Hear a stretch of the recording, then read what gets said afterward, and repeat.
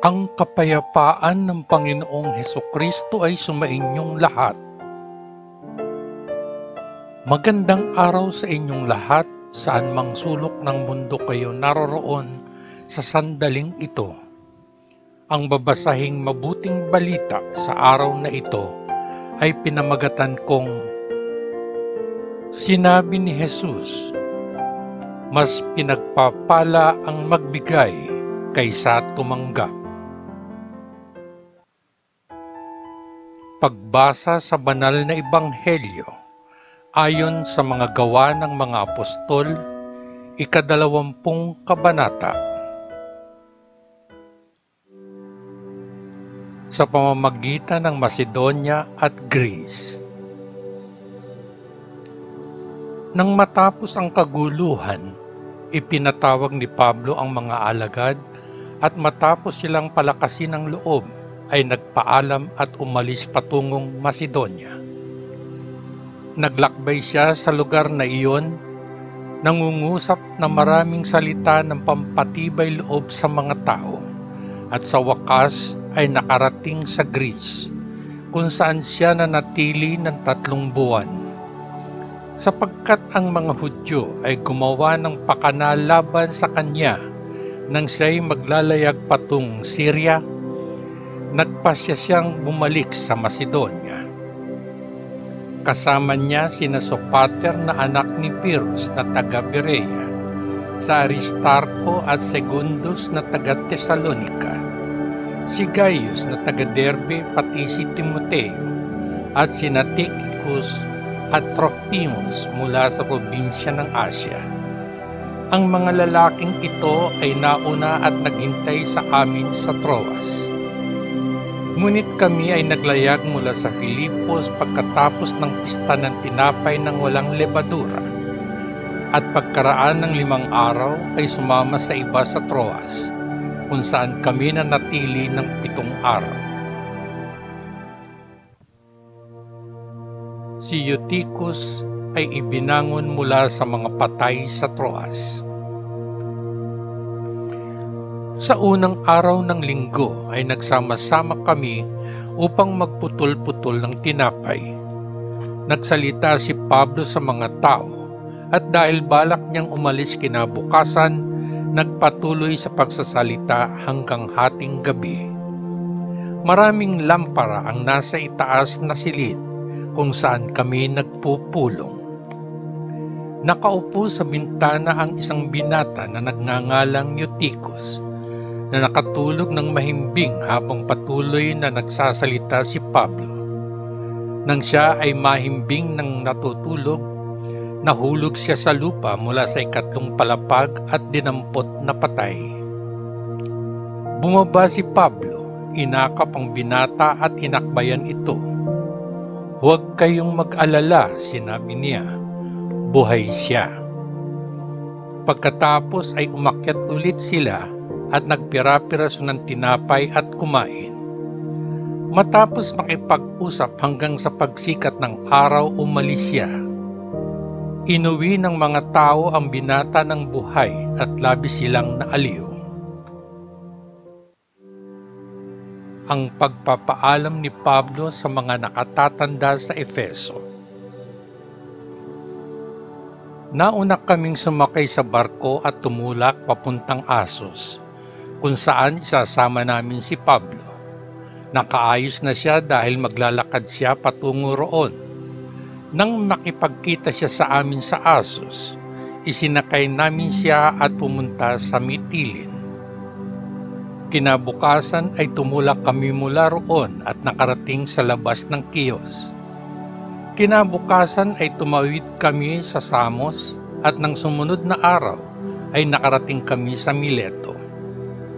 Ipinasya ni Pablo na maglayag sa Efeso upang maiwasan ang paggugol ng oras sa lalawigan ng Asya, sapagkat nagmamadali siyang makarating sa Jerusalem kung maaari sa araw ng Pentecostes.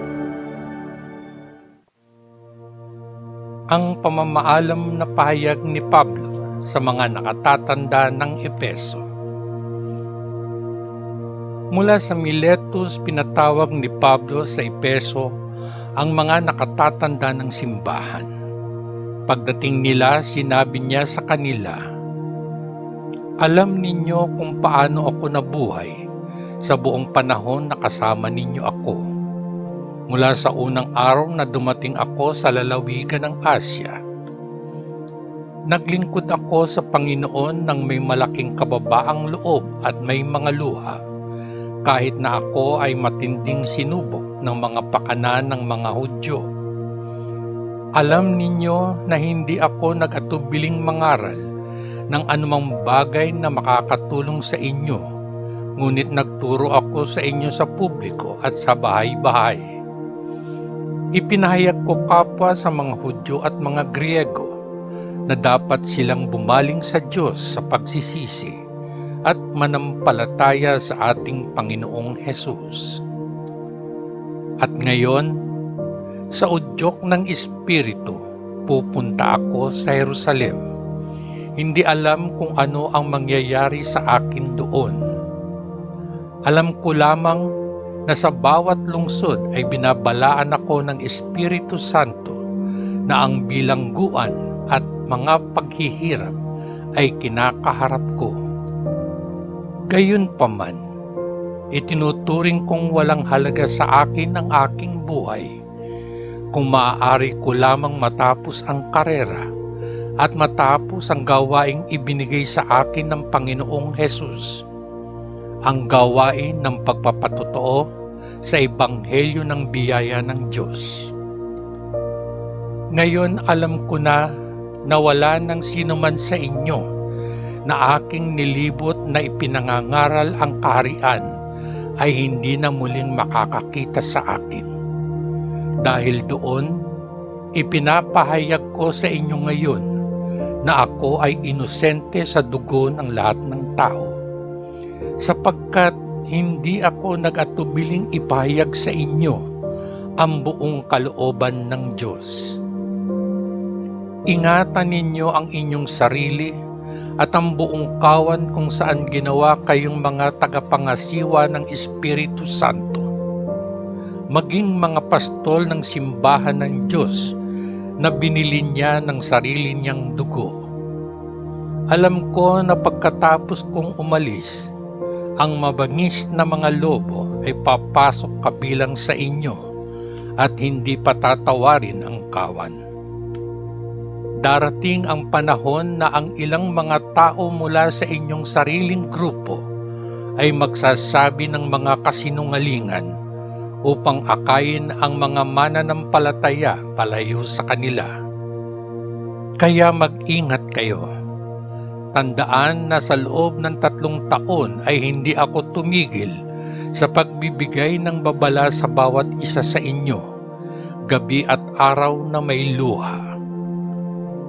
Ngayon ay ipinagkakatiwala ko kayo sa Diyos at sa salita ng Kanyang biyaya na makapagpapatibay sa inyo at makapagbibigay sa inyo ng mana sa lahat ng mga pinabanal. Hindi ko pinagnasaan ang pilak o ginto o damit ng sinuman. Alam ninyo sa inyong sarili na ang mga kamay ko ang nagtusto sa sarili kong mga pangangailangan at sa mga pangangailangan ng aking mga kasama. Sa lahat ng ginawa ko, ipinakita ko sa inyo na sa ganitong uri ng pagsusumikap ay dapat nating tulungan ang mahihina. Alalahanin ang mga salitang sinabi mismo ng Panginoong Hesus. Mas pinagpala ang nagbigay kaysa tumanggap. Nang sabihin niya ito, lumuhod siya kasama nilang lahat at nanalangin. Umiiyak silang lahat habang niyayakap siya at hinahalikan. Ang higit na ikinalungkot nila ay ang kanyang pahayag na hindi na nila makikita ang kanyang mukha. Pagkatapos ay sinamahan nila siya sa barko. Ang mabuting balita ng ating Panginoon. Salamat sa Diyos Ama sa langit, sa ngalan ng Panginoong Hesukristo na ating manunubos. Amen. Amen. Amen. Peace.